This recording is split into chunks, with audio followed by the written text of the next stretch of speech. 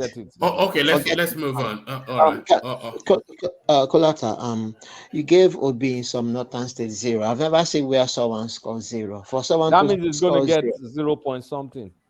no, I don't think so. I think so. What do you give him in Kaduna? Let me see. No, I'm not. Okay. You say you gave him 10%, but It Erufai gave him 10% in A Kaduna. respectable 10%.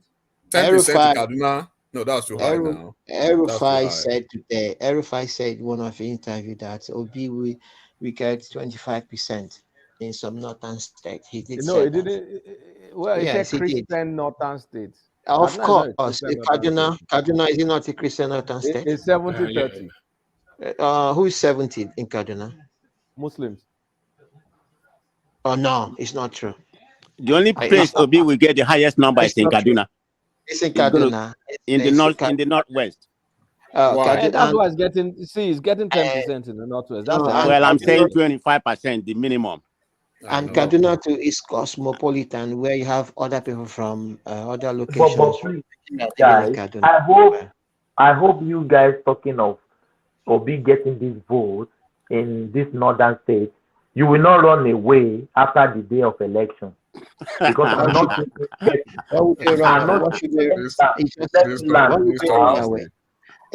let me learn. Because it would be very shameful if all this number is not coming into play. I'm not seeing him getting 2% or 5%. Thomas, there's nothing shameful about it. It's just politics. Exactly. It doesn't mean anything. If you win, if you win. If you doesn't lose, life goes on. Exactly. It's not winning anything. Okay, that's fine. But let me answer Thomas, right? This is just for this forum, right? And the goalposts keep shifting all the time, like Kolata is doing now. Next week, I'm going to shift again. If things settle down next week, I'm going to redo this thing. Hold on, Tiger. Did you expect that the figures that we had nearly a week ago will still obtain in a dynamic political space? The figures will fluctuate, of course. For example, hold on, Prestige. When you made this academic exercise, right? Yeah, it should stay valid until the election, no matter the pauses, no matter the curves. No, Tiger. He said it before. There's going to be some dynamic going to make it change. So he's doing the right thing. I didn't hear that one before, so I'm just thinking maybe everybody take their position, right? Take their position and present their exercise, like what is going to be. Then you don't alternate it at any point in time. But you don't even know the final results. You're just all right. Let's go. Let's go to the southwest. Let's go to the southwest. So in the southwest, so everybody mute apart from Kulata. So in the southwest, Tinubu takes it by 53%. Atiku Abubakar gets 40%. Peter Obi difficult to argue against 30%, and Kwakwanso just fulfills righteousness with 2%. So Tinubu takes Lagos State, of course. Oyo State, Tinubu wins by an even greater margin, 58%. Atiku Abubakar, the Muslims stand up, but then Tinubu and Muslims too. So why does he get 32%? Peter Obi gets a very generous 8%, and Kwakwanso did not even register with the 1%. So Tinubu takes Oyo State, as you would expect. In Ogun State, 56% to Tinubu, 28% to Atiku Abubakar, 14% to Peter Obi, and 1% to Kwakwanso. And then others are getting 1% all the way through from all the readings that we've had so far. So Tinubu takes Ogun State. In Osun State, 55% to Tinubu, 34% to Atiku Abubakar, 9% to Obi, and 1% to Kwakwanso. So Tinubu takes Osun State. As was that Osun State? Yes, that was Osun State. In Ondo State, where we were just getting feedback from Ogbeni, 67%, which is consistent with what Ogbeni was just explaining to us. 67% to Tinubu, 22% to Atiku Abubakar, 9% from the for the Ajabotas, they stay loyal to Peter B, and 1% just to fill in the gap. Kwakwanso, Tinubu takes on those states. In Ekiti State, 68% for Tinubu, 20% for Atiku Abubakar, 10% for Peter B, 1% for Kwakwanso. Tinubu takes that state as well. So, any feedback on the Southwest? Yeah, can I say about Lagos? Can you repeat Lagos? What Tinubu and the what Tinubu get again? Tinubu got 53%, Atiku 14%, Peter Obi 30%, and Kwakwanso 2%. Okay, I have no quarrel with that. I mean, anything's possible. Yeah, I agree. I agree with everything on the West. That's my, that's fine. Yeah, I have question on the West. Number one, the Lagos. So, well, I don't want to I'm not going to condemn this because it is just an hypothetical spreadsheet. But of course, 30% is high for being Lagos State. I think, let me see, what is Atiku's number in Lagos? 14. No, that's too low for Atiku. I think Atiku and Obi will be head to head almost in Lagos State. So, but I will leave it like that because we are believing it's an if Atiku and Obi are head to head in Lagos, so where does that cut from? Would Tinubu retain a 53%? Obi, I see Obi and Obi is still having an edge, maybe like by 2 points. If Obi is having maybe 15%, Atiku will be having 13%, and then the remaining 53% remains. Enigmatic, sorry. Who want to come in? No, I wanted to say Obi gets 23%. Atiku gets 21%. Obi will not make 25% in that situation. Hold on. No, I don't agree. Enigmatic, I disagree with you. Why? Because it's okay. You've always said on this forum that the people gravitating towards will be also naturally PDP voters, right? So if they are naturally PDP voters also in Lagos, where would Atiku get that? It means they will split the number, but at Obi we have an edge. No, in because certain circumstances. Like in Lagos, Lagos is different because in South where you have for instance in like Enugu State where you have predominant Igbo folks, right? You can tell that used to be Atiku's turf. But because of the homeboys stuff, right, Obi will beat him in that. So when you go to Lagos, you have PDP folks from Edo State, from other parts of the country, apart from the natural Southeast folks who are tilting. But the national that will play a big factor in Lagos State because you still have outside folks from the north who vote PDP. Yes, but what we are saying, Lagos is a national spread, right? In terms of population. In terms of Lagos is a national spread. Majority, maybe 40% by the Yorubas, right? Or 50%. The rest are from other states.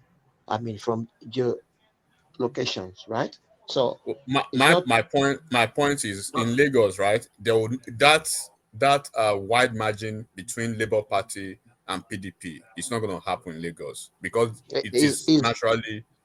It's not going to happen in Lagos. It's going to because no one wants to vote for PDP in Lagos State. How do you know? How do you know that? They have a gubernatorial candidate. Hold on. I know. Yeah. See, the way people going to vote in this election, we know that some will, if it comes to like a presidential, they will support a candidate. For example, you have this guy running.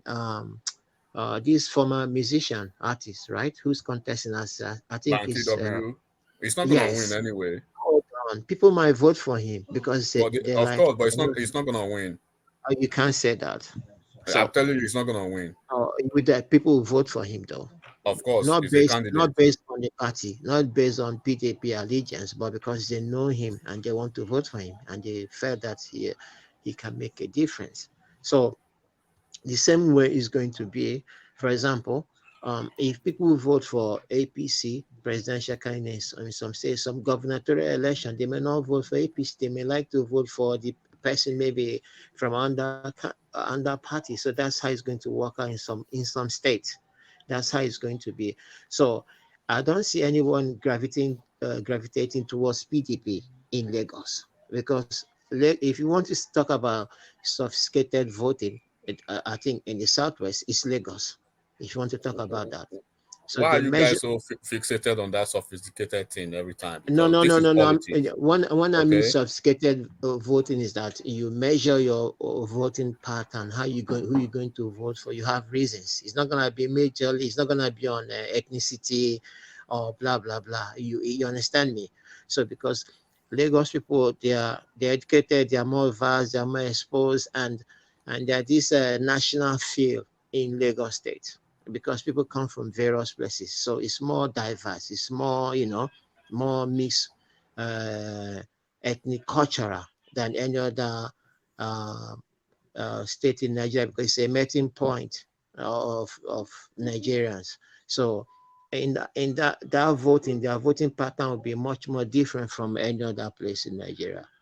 So even though when APC won it last time and PDP, Buhari won it, and the difference wasn't that too much of a difference between both parties. But now, Lagos people are spearheading that. They don't want this thing to go back to a Fulani person again. And who's representing that party? Who is that spearheading that? Atiku Abubakar. So I think for some people to vote for, they rather vote for B than Atiku. That's the way I'm saying it. So the margin of PDP and Labour Party, there'll be a wide gap between them. Well, Tiger, what about the 53% that Kolata gave to? I don't have problem with that. With Tinubu can get that with vote suppression and all this that is going to use. Oh, yes, God. he can get that. Of course, he knows that. Of course, it's vote suppression. No. When I mean vote suppression, you know what happened last time when they disenfranchise certain area. They do it, and they do it successfully. They intimidate people. But Tiger, I'm sorry. In a free and fair election, do you think Peter Obi can win election? Forget about vote buying. Nobody is going to buy vote. We'll arrive at that at the end of this. It's a candidate now. In a free fair, let me answer that. In a free fair election, meaning that one, you don't have power of incumbency, right? You are not talking about structure, because when Nigerians talk about structure, it means that can someone rig the election for you at the polling booth? And if they are rigging the election, can your own man challenge them? That's not the meaning of structure. Hold on. We know what Nigeria means when they are talking about structure. That's what it means. But we are Nigerians here now. Yes. We know. No, we know when the people say you don't have structure. That's what it means, because here in advanced country, you don't have people at the polling station. The electoral people. No, but we are not at that level now. Exactly. So but I'm not sure that you can say that, because what the structure, those people at the polling booths, they are actually there to ensure that their party is not cheated or nothing untoward happens. So that's why when I say structure, I'm also including cheating in that aspect. That's what I'm saying. I'm adding that as well.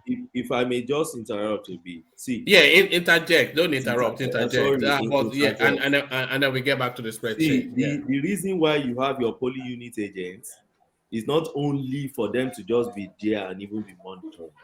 See, the law allows it. Our electoral act and the guidelines says this clearly. Each party should have it. And let me tell you their usefulness. And that happened in Osun again. See, the ballot paper, the papers you see, that's the final one, the for me CA, hey, that big one. You see them filling form and do accreditation and everything. Every polling agent has his own. You are taking it back to your party secretariat. That's one of their major functions. You will see them, they will hold it.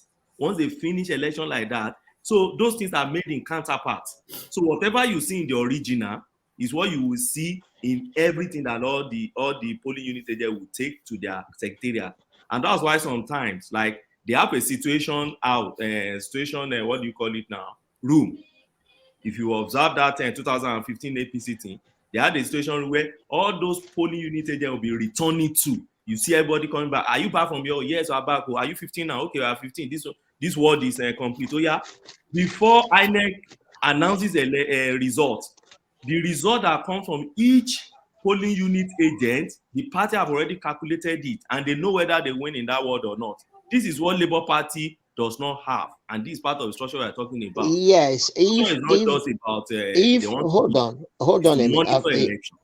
Nigeria is the only place you have all this kind of stuff, right? No, Nigeria is not. They are third world countries. You cannot compare Nigeria to UK. One man, US. I know. What happens is that if you are contesting as a councillor, if you are contesting as a chairman, you be at your the counting center where they're going to count it, and there they count it, they announce the result now and then there, just there. They announce the result. So the reason why they have this is to ensure that other people are not cheated, other parties are not cheated. And that's what I'm saying. We know when you say no structure, it's about election suppression, election rigging. No, that's a very feeble reading of it. Well, that's what it means. Because especially after the conversation you've just had. Yeah, because if, for example, if you're a party and you believe that the electoral commissioners or people who are in charge of the electoral voting system there, they count the vote and they apply the results correctly, then you have no fear. You don't have to put everybody there. So in the absence of not having someone there, it means that they might corrupt the result. So all right, that's your understanding. But let's man. Can I say something to Gwenny? No. Just one thing. Correction. No, please. Let me just move on. Because we don't have Kulata for that long. Or if it's a very short thing, then say. Yeah, it's a very short thing. He said something about Obi not having agent in all the polling booth. We have somebody from Obi camp. He may be talking about previously, but at this present election that is going to be held this month, they have agent in all polling. They're going to have agent in all polling booth. The person from Obi camp specifically told us that. So don't be alarmed by that. All right, good to know. So let's go to the North Central. We kick it off with Kwara State. 50% to Tinubu, 36% to Atiku Abubakar, 5% to Peter Obi, and 8% to Kwakwanso. So Tinubu takes Kwara. In Kogi State, 45% to Tinubu, 37% to Atiku Abubakar, 8% to Peter Obi, and 9% to Kwakwanso. Tinubu takes Kogi State. In Niger State, 38% to Tinubu, 46% to Atiku Abubakar, 5% to Peter Obi, and 10% to Kwakwanso. So Atiku takes Niger State. In Nasarawa State, 32% to Tinubu, 44% to Atiku Abubakar, 18% to Peter Obi, and 5% to Kwakwanso. So Atiku takes Nasarawa State. Yeah, well, that was Nasarawa State. In Benue State, 28% to Tinubu, 32% to Atiku, 30% to Peter Obi, and that, of course, off the back of the complementary noises from Otam, and 9% to Kwakwanso. Atiku takes Benue State, who, of course, Iyocha or you from there. Abuja, 19% to Tinubu, 30% to Atiku Abubakar, 45% to Peter Obi, and 5% to Kwakwanso. So Obi takes Abuja, which is consistent with what Ogbeni was fitting back earlier on. So Plateau State, 29% to Tinubu, 32% to Atiku Abubakar, 30% to Peter Obi, and 8% to Kwakwanso. So Atiku takes Plateau State. So that's the North Central. I'll take only 2 voices on this, and then we move on. So any feedback? Okay. As much as I don't like, ever since you guys started this whole thing, I've not wanted to discuss this, but I just got interested today. Because since somebody says it's dynamic, it's not set in stone. Your voice is not clear, Rational Mind. Yeah, your voice is not coming through, Rational Mind. Can you hear me? Can you hear me? Yeah, that's better. So I said, I've not been wanting to dabble into this whole thing, but then I realized since somebody said it's dynamic, it's not something that is set in stone. So I can always just discuss that. Well, for me, my only issue is that when you talk about Benue, I think you gave Benue to Atiku. You gave Plateau State to Atiku too, if I'm not mistaken. How did you arrive at that, Kurata? Because they're traditional. You asked me a question and I'm going to answer not you. Done yet. That's what I'm trying to say. I'm not done. Go on. They're traditional PDP states, and any gain Obi makes is making it out of PDP votes. And so if you combine Labour Party and PDP votes together, those are like 60-something%, which is like what PDP would get normally, assuming Peter Obi wasn't there. So Peter Obi and Atiku are going to divide their votes, while APC loses some votes, mostly to maybe Kwakwanso. So that's why you have those numbers. It's a three-way race. Excuse me. It's a three-way race. You're not factoring what happened in recent developments in the G5 thing. You're not factoring that and the seeming, although from the media. The G5 is why Obi can actually even get 30% without structure in Benue State. Yeah, well, I know. I think everything still boils down to that thing you're talking about, which is the structure we're talking about. But then, if we're going by the media frenzy and everything we're hearing, so you're still giving PDP to, giving these two states, Plateau and in fact, I didn't hear you mention Taraba State. If you mention Taraba State, I can't listen. It's in the northeast. We're not there yet. Okay, all right. So okay. Taraba State is considered not central, right? Northeast. Okay. So now, so having said that, now, so you're not factoring the whole issue with this issue of G5 in Benue State.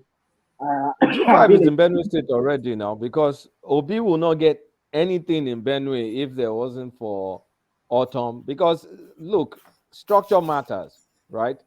And Autumn and tactically endorsing Obi, you can see it's just 2 points between Atiku and Obi, and PDP structures are still intact in those states. They've not gone away. For Obi to even do this well means there's a lot of passion. But PDP structure did not stop APC from winning that state in 2015. Which state? Benue State in 2015. When APC win it? Yeah, now I mean, Autumn was probably APC right now, but not from APC, but they won the ticket. In 2019, I think they. No. Autumn was in APC now. It was Sushwam that was there in 2015, not Autumn. No, Autumn was hold on. Autumn was on last journey now. It was last.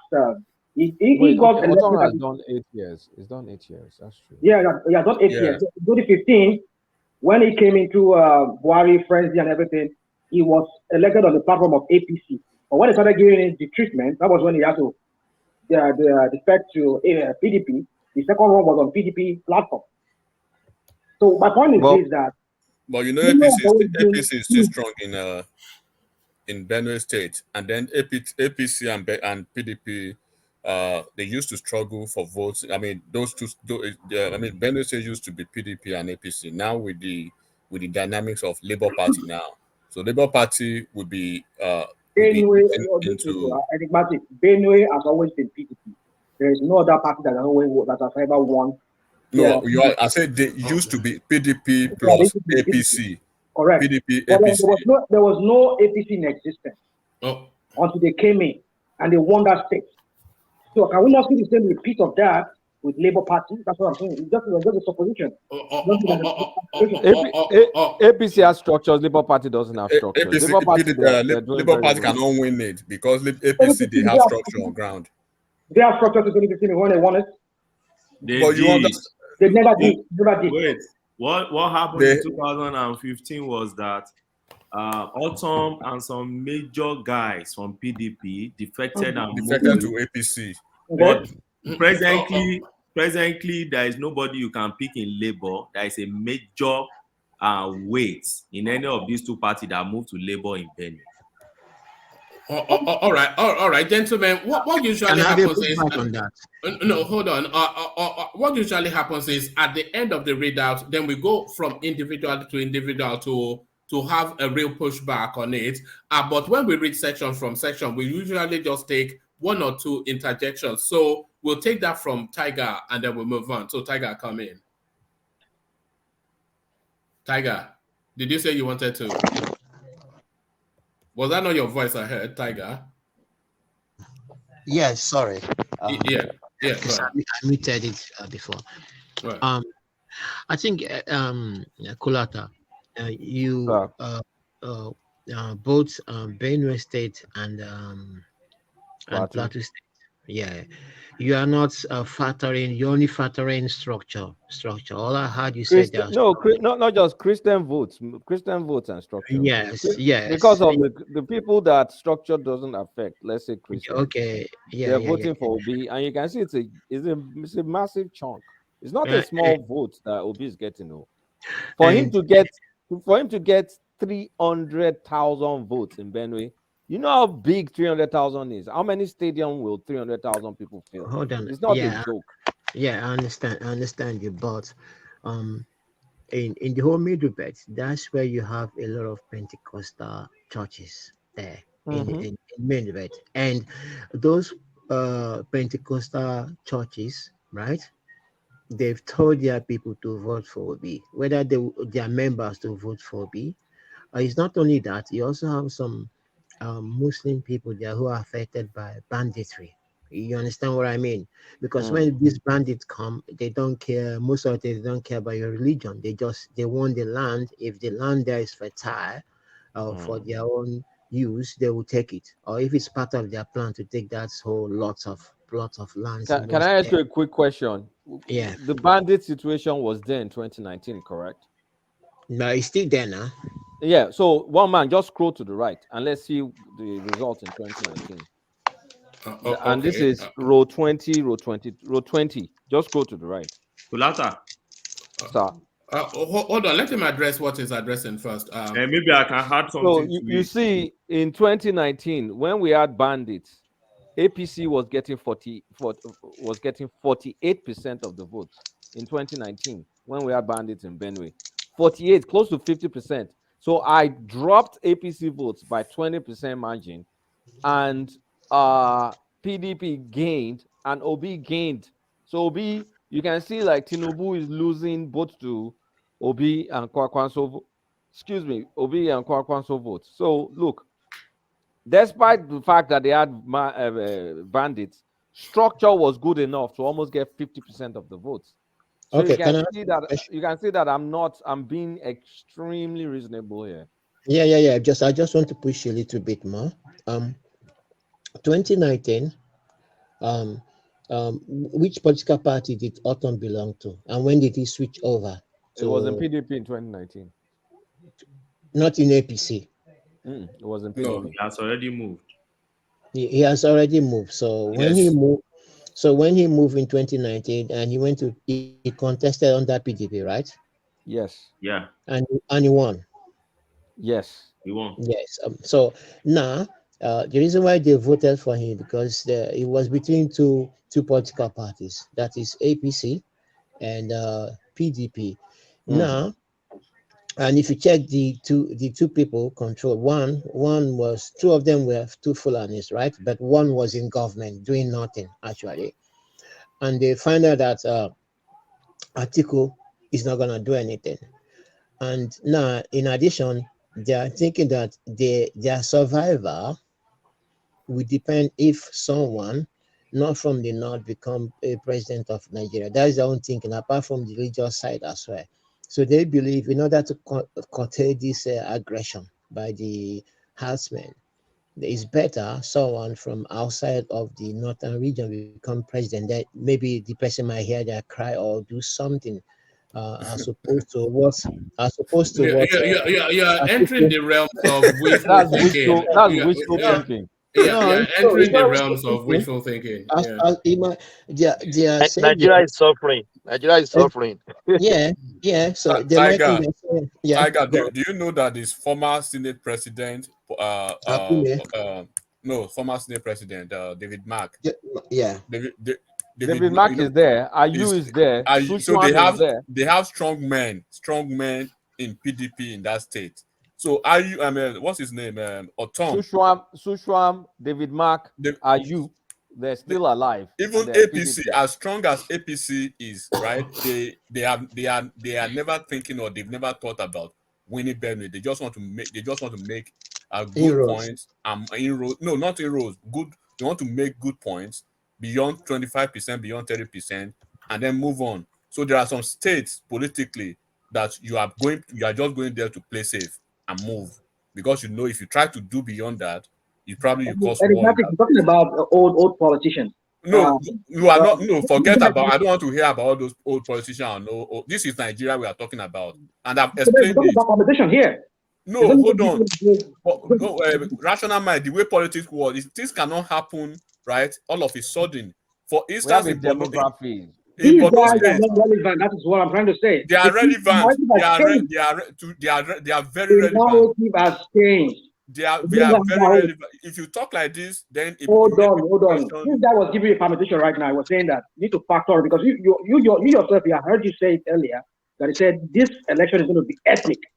But you say they are not relevant. How would you tell me David Mark is not relevant? What do you mean? It's not relevant. If it's ethnic, Benue is not Igbo. They are not Igbo. If it's ethnic, they won't vote for it. I will be at all. If you want to go like that. That's not the issue. The issue we're talking about here is the violent aspect that has come into this whole thing in Benue State. You guys are reading too much. All right. Let me say it is not reading too much, right? When you see it, it's not reading too much. But when somebody answers you, what are you talking? I'm telling you. All right. Okay, gentlemen, let me go to the south. Land that point, and I'll go to the south. You said David Mark is not relevant politics. They've had previous governors who were in PDP. How overnight is Peter Obi Labour Party is going to win a PDP state that APC is struggling to win? They've never won. Look, we have to be realistic. But right? Huh? What happened to David Mark? No. Let's go on to the south. Let's kick it off with River State. So in River State, Tinubu gets 20. It's only because I want to manage the time. You still get the feedback at the end of the presentation. So in River State, Tinubu gets 29%. Atiku Abubakar gets 30%.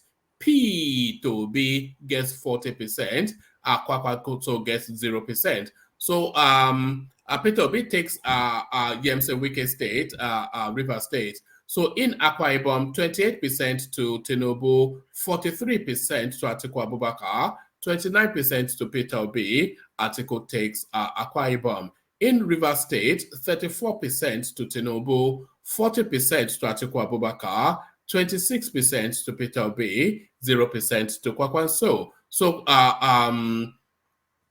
Atiku takes Cross Rivers. So in Bayelsa State, 33% to Tinubu, 40% to Atiku Abubakar, 27% to Peter Obi, and 0% to Kwakwanso. So Atiku takes Bayelsa State. In Edo State, where money is riding on this platform, Tinubu takes it by 34%, beating Atiku slightly, who scores 33%. Peter Obi keeps them honest with 30%, and Kwakwanso still carrying the bag with 2%.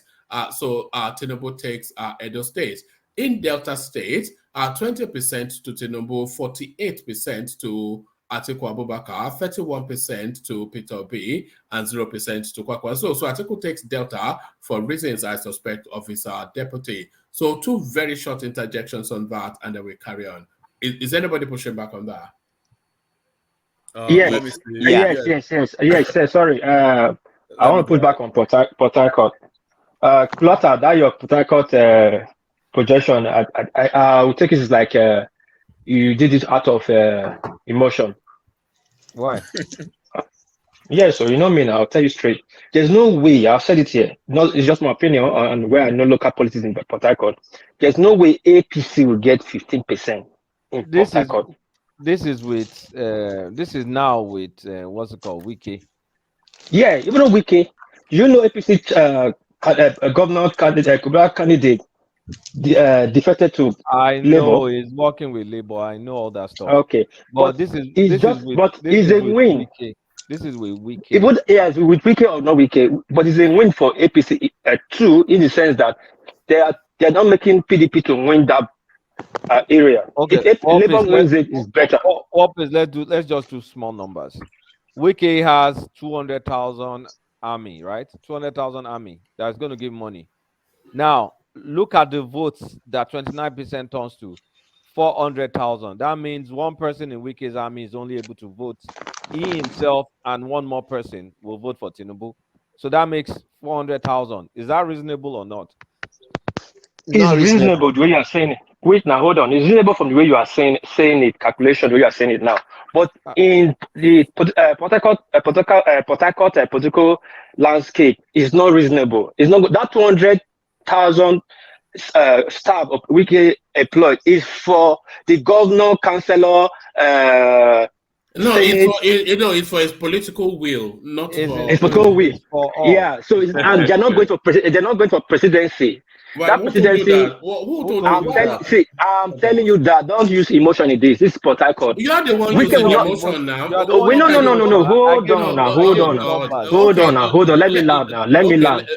Okay, land the point, and then I'll take one more interjection. Yeah, because there's no logic to what you're saying, by the way. Wike recruits. Hold on. Can you hold on, please? Wike recruits 200,000 people to do his political will, and then his political will is to vote for Tinubu at the presidency, and then you are saying he's not going to tell them to vote for Tinubu at the presidency when that is what he wants. One man. That's your own emotions and your own thinking. Wike did not tell you that 200. Hold on now. Let him just. Let me laugh now. Let me laugh. When people are laughing, pointing to one certain particular candidate, or I can use my friend Matthew that will not get angry, that will shoot his shot straight, which I respect him for because I know his stand. People don't see it is their own thinking. I'm telling you, Wike will not even dare in his life that he will come out openly, say you support Asuwaju. His political career will finish in Port Harcourt. But it's different. Most of them will come from the creek. No. Leave that statement rhetorical. Let's take another interjection and then we move on. Yeah, what I just want to say is this is how World Peace was arguing about Abuja. I posted the proof to you in the chat. I hope you saw it. I did see it approved. You said in the chat. I told you that there's some stations that sell, but most of the stations they're not selling. The 500, 600. I deal with facts in as much as I can. You deal with what is on paper. I know in paper in Nigeria is okay. You know that. If you're dealing with facts, you're hearing out. I mean, these facts you're talking about are the things you saw. I understand. Just to say what we if the fact you are projecting about Nigeria, that Nigeria is okay, but everything remains the same. All the did you data you put newspaper article, yes or no? I'm telling you, people went to station. My sister have 126 vehicles that work on that work with her. She has 6 banks, our own banks. I can give you the name and go verify. The driver, you know how much I buy for yesterday? 8,000 naira per liter. All right, let's take that interjection from Tiger. There is still no petrol in Abuja, please. No. All right, let's take that. Am I going to start lying here? My status, I will not lie. All right, thank you. Let's take that interjection from Tiger, and then we move on to the northwest. Okay, I'm going to take interjection Rivers State and Edo State. Please do not believe Wike that he has 200,000 soldiers. That's false, by the way. He just showed boating on that. He hasn't got 200,000 foot soldiers. I don't believe that he's got 200,000. And even if you instruct them to go and vote for a certain candidate, they may turn out not vote because these are people he's paying money for them to do a certain things for him at a certain time, and they know his time is up. So Wike's time is up. And also, Kolata, Edo State, who did you give Edo State to? Tinubu. Why? You say why? No, I'm not. It's a question. It's a question. Why? Because can you let please now? Don't do that. Let Kulata answer, and then we move on. Does the son of the soil want to answer, or I should answer? No, you are the one who presented. Okay, let me answer now. I'm the son of the soil. No, not you. Yes. Just as much as I did not support the election, but Tinubu will win Edo State because of it's a tribal-based election. If we say that it's a tribal, so the more people in Edo State they treat towards Yoruba, and then they will see Tinubu as one of their own. Bye-bye. But I support Tony too. I'm a full Benin man. Tinubu will win Edo State, not because it's tribal, as Tony is saying, but APC has structure and PDP is nowhere to be found in Edo State. And Labour is just a protest vote, and Tinubu will win Edo State. I'm not supporting Tinubu, I'm not against him, but I'm telling you the honest Don't truth. forget that the Oredo local government is Yoruba. It's Tinubu will win it. Just don't worry about it. Then Esa, then Akoko Edo, my friend, then Sobe. What are you telling me? All one. These are Yoruba people. So there's nothing you can. It's about tribe. Let's I want always there to unite us. Okay, Yes. me, I'm not coming from the tribal angle. I'm coming from the angle that I am coming from the tribal line. I'm a tribal man. Okay, you've had your interjection now, please. Okay, I'm coming from the fact that a lot of Peter Obi votes are PDP votes.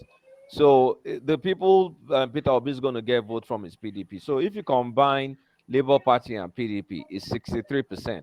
But because Obi is affecting Atiku, they're splitting those votes. So while Atiku still has the Edo Central strong votes, all them Tony Aneni and all the still very strong, Peter Obi gets all the kids, all the Niger Watch kids, and all and those they have PDP governors, right? And then they have PDP governors. Now APC has Edo North. Oshimole is strong there. Then APC also has a lot of Yoruba influence. Owan, the different local government areas that have, Edo, Yoruba, we're family, kind of. So APC still has that. In spite of that, if you combine Labour Party and PDP, there's still 60-something%. So PDP is splitting their votes. APT is still largely retaining their votes and losing a chunk. But APC will still come out on top because at the end of the day, PDP splits its votes into two. Okay, I disagree with these two. You just mentioned one of the factors. Okay, I'll tell you the factors. The two factors. One man, please, sir. In addition, in a very low tone, can I? Yeah, carry on. Okay, do you know that Edo Central used to be PDP? This and any they keep measuring, but for the fact that a train was kidnapped in an English town. So there's no way for any Fulani man to be smelling that seat if we don't tear Nigeria into pieces. No Fulani man can be president there. Okay, thank you. All right, brilliant. So let's take it on to the next region. So we're going now to the northeast. We'll kick it off with Borno State. Kashim Shettima, of course, 64% Tinubu, 28% Atiku Abubakar, 2% Peter Obi, and 5% Kwakwanso. Tinubu takes that.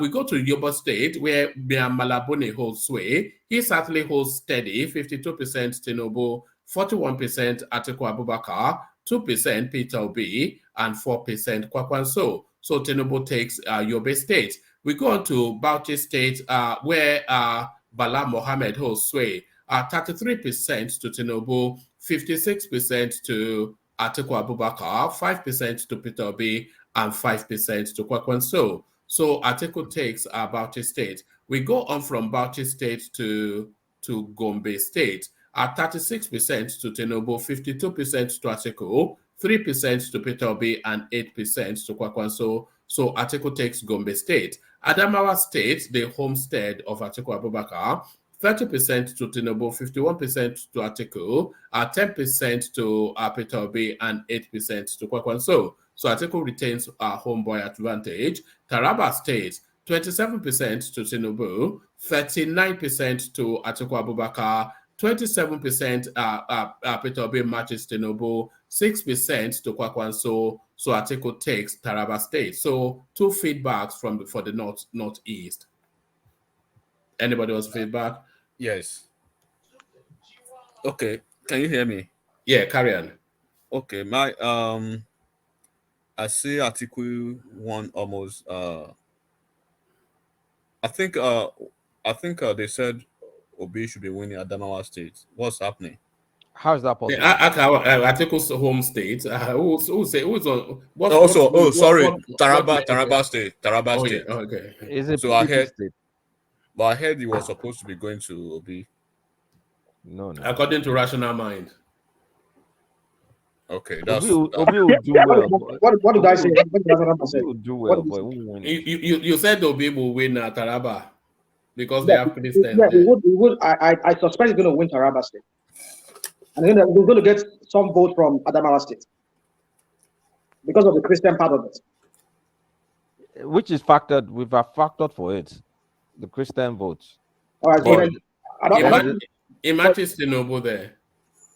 But you use, I mean, okay, who won Adamawa State? Because I can't see it here because I'm busy doing other things.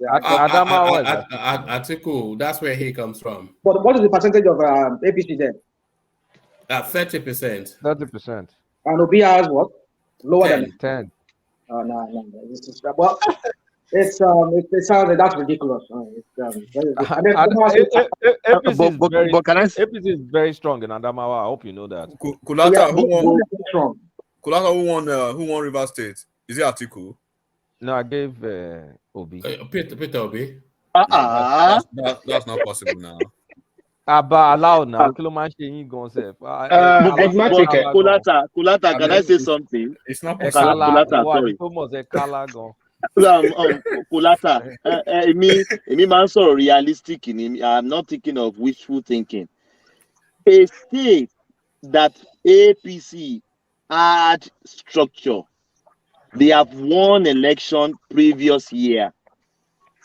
They are struggling to win in that state, and we are giving it to Labour Party. Which state is that? How is that? Which Sorry? state are you talking about? Which state are you talking about? Some state that you've like no. Obi has all the states Obi has won so far. APC has never won those states. Never. But that River State, Atiku. I want to ask you one question. I know you know politics. Can you tell me, I'll tell the public, the states that PDP was formed and launched in Nigeria? That's tricky. You tell us just for the benefit of time. I think it's between Edo State and River State, if I'm not mistaken. It's Port Harcourt. The meeting was held in Edo State. The launching was in Port Harcourt. So tell me, when I say something about that, they're going to allow the vote to go through Labour so that to take away PDP vote there, not because APC will get 18% to take the vote, not because Labour will win it, just because they don't allow they don't want Fulani from Fulani to Fulani. This Atiku Wike fraction, the power that be in Port Harcourt, they are all supporting Wike, but they cannot come out openly to say we are supporting Peter Obi or Tinubu, because that will be their end of.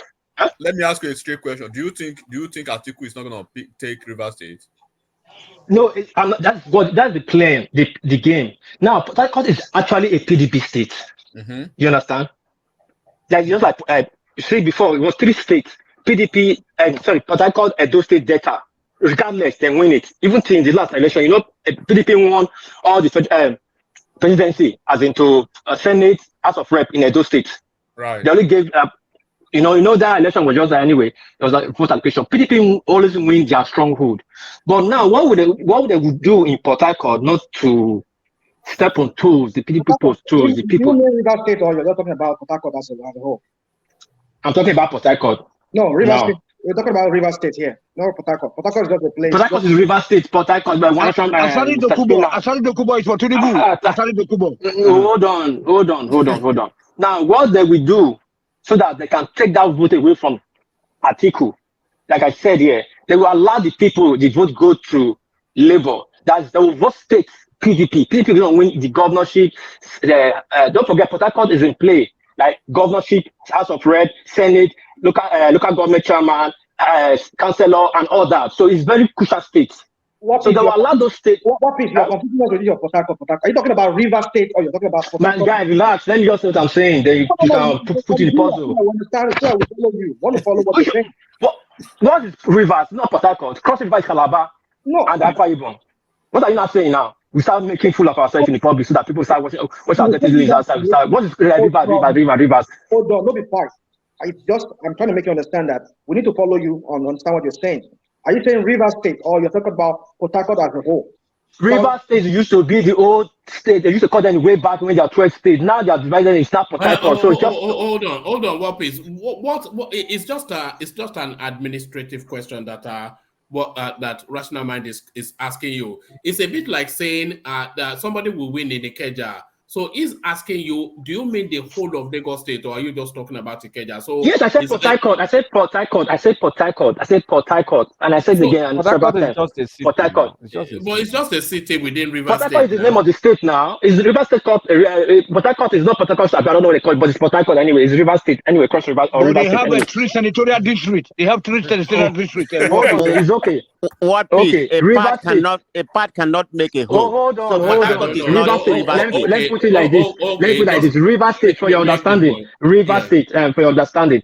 River State is going to go for PDP regardless. But what they would do to take that vote away from PDP is to allow Labour, the protest vote, go to Labour in presidency. But the state, in the state level, the governorship, councillor, House of Rep, best believe it is going to PDP. I think the people you are saying, House of Rep. That's a given.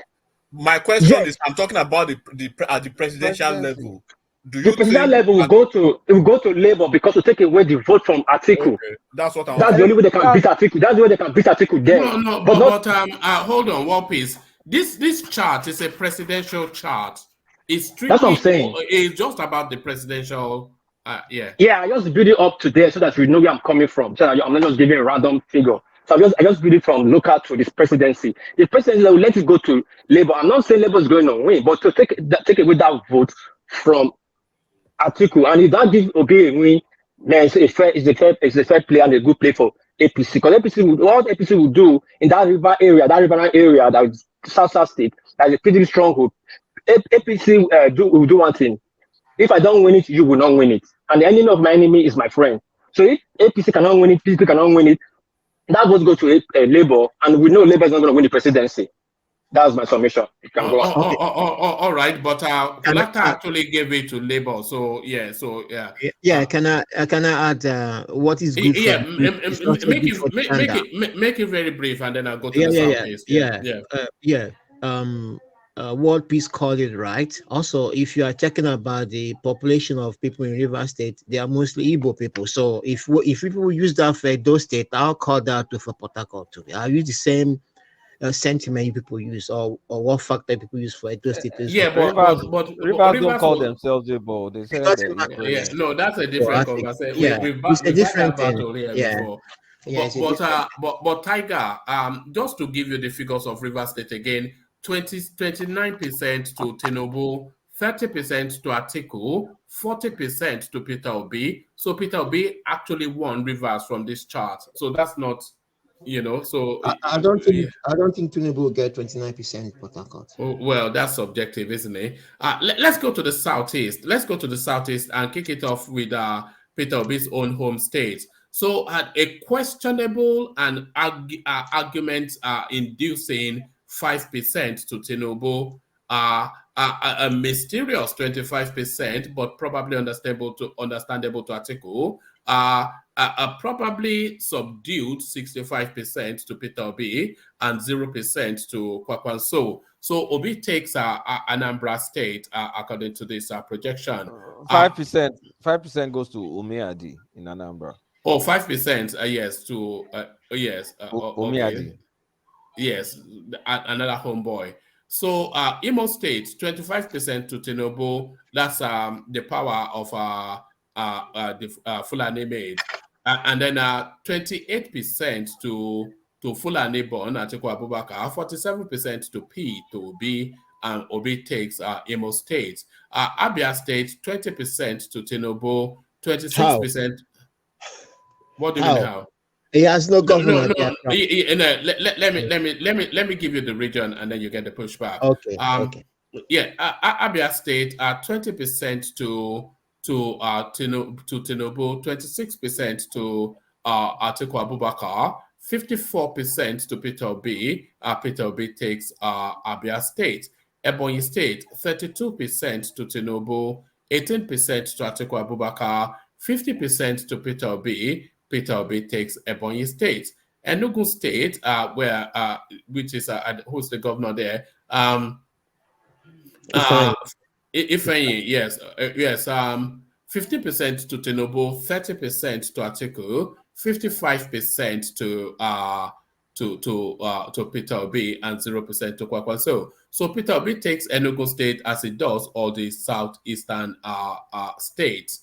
So you were very quick to push back. So let's hear from you, Tiger. Can I have so my let Tiger go first. Hold on. Yeah, Tiger go first. With the one with Imo State, yes, I will agree with the governor there. We make sure Tinubu get the percentage that is required from 25%, at least minimum of 25%. Now, if you check between I think Anambra or Enugu State, they have problem because they are accusing the Imo State governor of interfering in their state, and there is problem within APC people there. And for the fact that they don't have governor there, all right, I don't think Tinubu will get the required 25% in that no, state. Tinubu got 5% in Anambra and 15% in Enugu.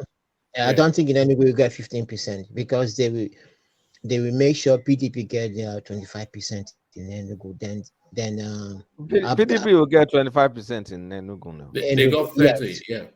Yeah, they get that 25. I think the plan is to make the PDP get 25%. All these places is just they want just minimum requirement of 25%.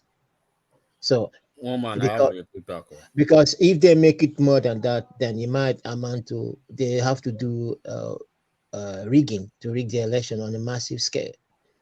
Because Peter Obi has huge following in those areas. The same thing with Ebonyi State.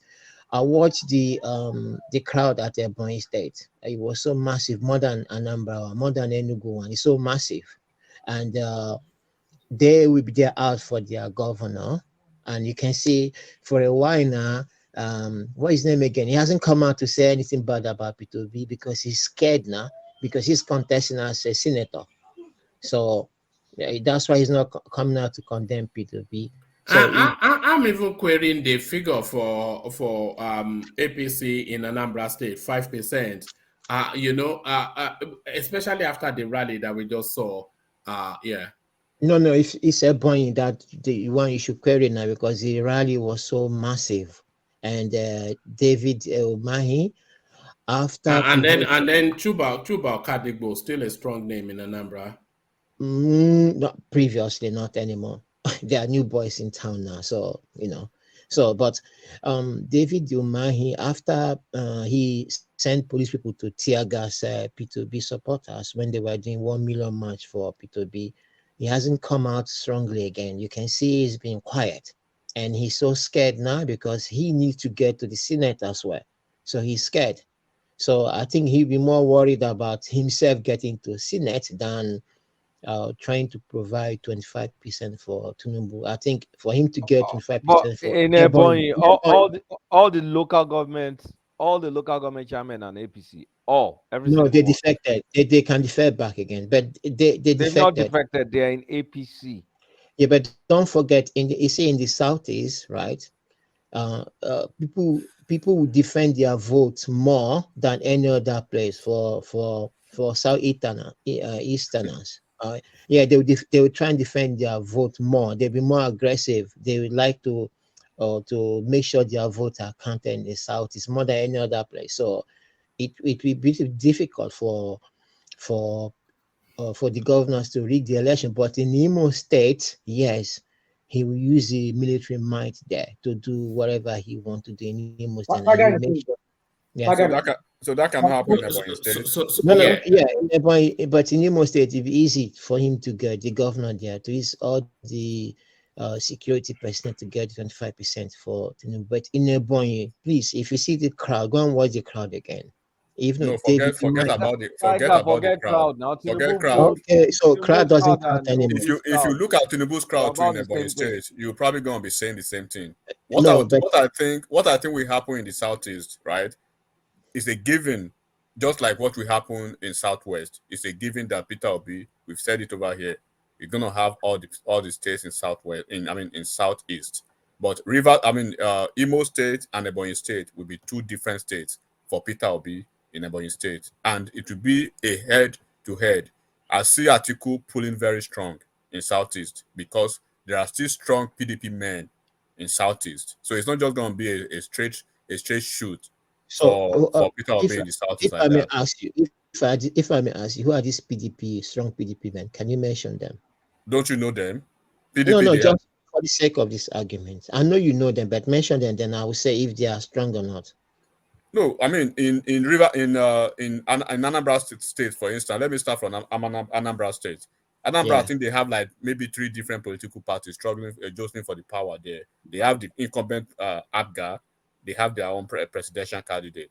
Obi. Did you see what they did? Did you see disgrace? How this disgrace Obiano? Hold on now. You asked me a question. So all these things will be a big factor. Of course, I'm not saying don't get it twisted. I'm not saying Obi is not gonna win any of those states, but those factors are very big consideration, because you cannot tell me that PDP senators, PDP House of Rep members going to run election. Of course, they will tilt towards Obi and hide under the presidency of that. But I'm saying it's a region that has had PDP for 22 or over 22 years. There's no way they will just be blown out like that in the Southeast. They're going to have a good run, but they won't win. They may probably not win. Atiku will have a good run. Nobody's expecting APC to. They've never had a good run in Southeast. But Atiku will do well. No, he's not going to do well.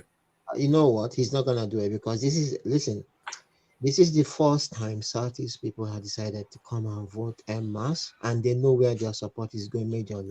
Can you tell me percentage of Atiku's votes in each of those states in Southeast, so that I'll understand where your mind is, and I'll tell you what my doing well means, my definition of doing well.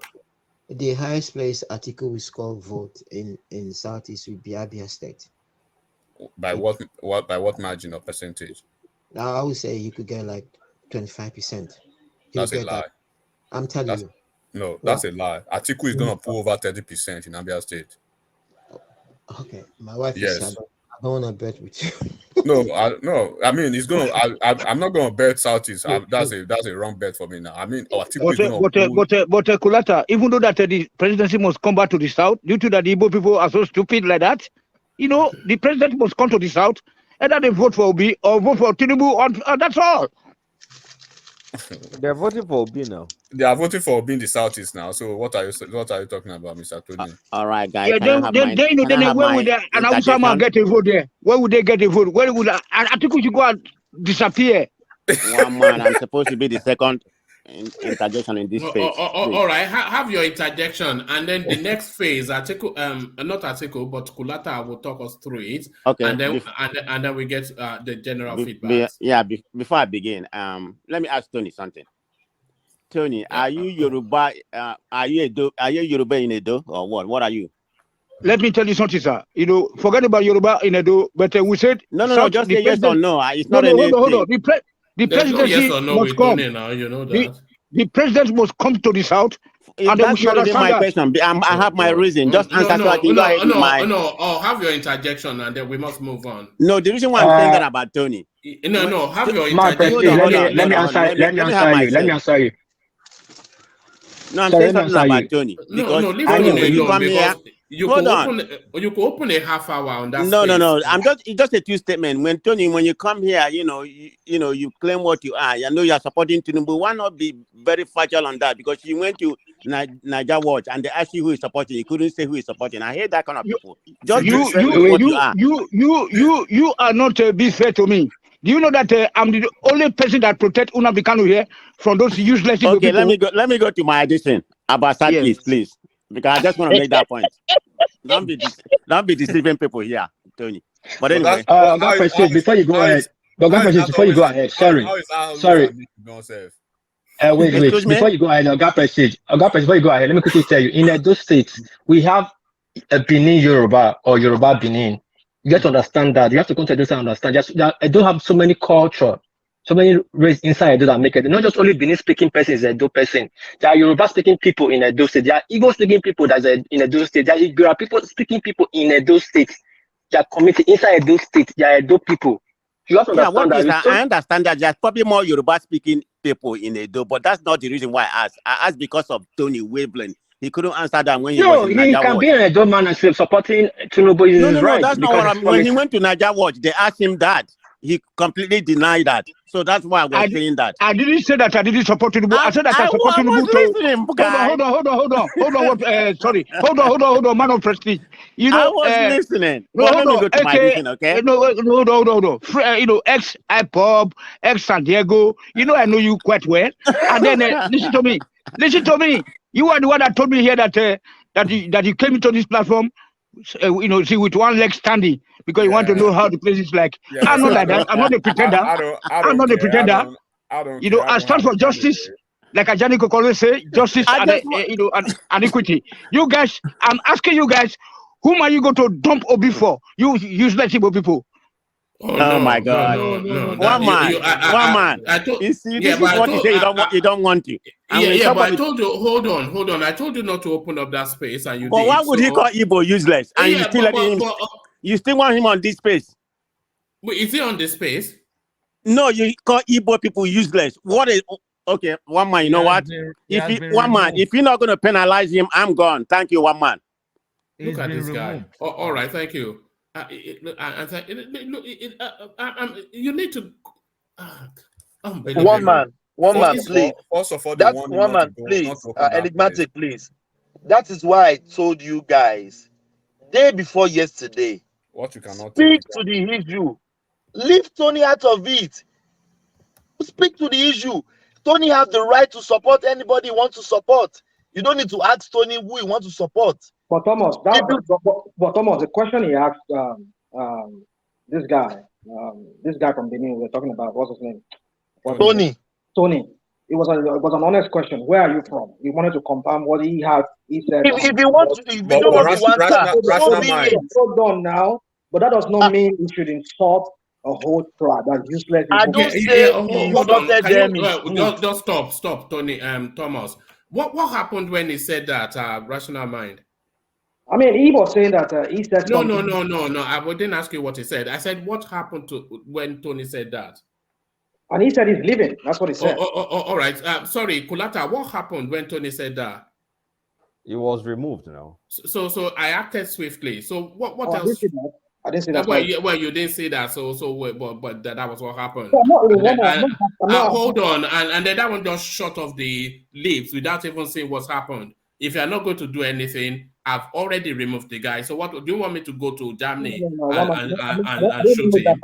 I didn't even know that part that he did that. But I'm just saying when Thomas said this and that, I said no. Let's speak to but you did the right thing, one man. You did the right thing because I removed him instantaneously, and it was still rabbiting and that. If you don't do anything, then it was because I was I told him not to open that space because I know how that space can go. Yeah. I see the way Dr. Damages, there was a lady who was going there and she was not removed, she was not even cautioned. But at least you are making an effort. Now, everybody knows I don't tolerate that language, and Man of Prestige knows. So I don't know quite what that little cameo by him. Everybody saw the screen. As soon as the guy said the words, I removed him immediately. But let's go back to a more important matter. So, Kulata, do you want to talk us through then the final phase of this, and then we get the feedbacks? So, for how long do you suspend them for? What's the rule? No, it's removed for the day, and if he ever turns up again, he has to address that and apologize before. Right. Yeah. Okay. Final phase. You still have Bat winning, despite Atiku winning all the northern regions. So Tinubu is still able to eke out less than 1 million votes. So this is too close to call election. It's less than 1 million votes. Like 700,000 between them. And when you look at it region by region, Northwest goes to Atiku, Southwest goes to Tinubu, North Central Atiku, South Atiku, Northeast Atiku, Southeast Obi. So you guys will be wondering, how did this happen? Because look, Atiku won 1, 2, 3, 4 regions. Tinubu only won 1 region. Obi won 1 region. Just to show you how this thing can be. So if you scroll down, if you look at head to head, you'll see where the result is happening. Scroll down a little bit. Under those green, yeah. Now, when you look at the head to head, you can see where exactly the numbers are coming from. The Southwest. Tinubu versus Atiku head to head. You can see the Southwest. So what to win the election, even if Atiku wins most of the North, like he won most of the North, he just needs to outperform in the Southwest and be competitive enough in the rest of the Northern state. While he loses them, he just needs to be competitive enough. And he's still, but this is not a good win. Or this is a very, very, very close win. This will be contested in court forever. But you can still see he's able to eke out the win. So, in spite of all this, with this very pessimistic scenario, it's still the front runner. That's the summary. Still the front runner. It's tight though. It's not close at all. I mean, it's very close. It's too tight. We're still the front runner. So, yeah. All right, brilliant. An excellent job as ever by Kulata. So an excellent job as ever by Kulata. But is that the verdict of everyone? So we'll kick it off with you, Ogbeni. So Ogbeni, so that was Kulata's presentation. Taking into account all that has been going on up to this very moment within the Nigerian political landscape. So it lands now with a quick through still by Tinubu. But what's your reading then of the argument as presented by Kulata's a spreadsheet? Well, I will still give it to Kolata that his projection is still in line with the political temperature in the country. And but there's one area I actually want to address, and I think is in the area of the southeast. Imo, I believe Umai still have the weight there to pull whatever they want to put for Umai is Ebonyi. Sorry, Ebonyi. Opus Odima in Imo also has what to pull for Tinubu. I don't see Peter Obi having the Eldorado. He will win. He will surely win Southeast, and I don't think the other political party, PDP and APC, are really contending that now. I think what they are really fighting for is to have enough bites from whatever is going to gain there.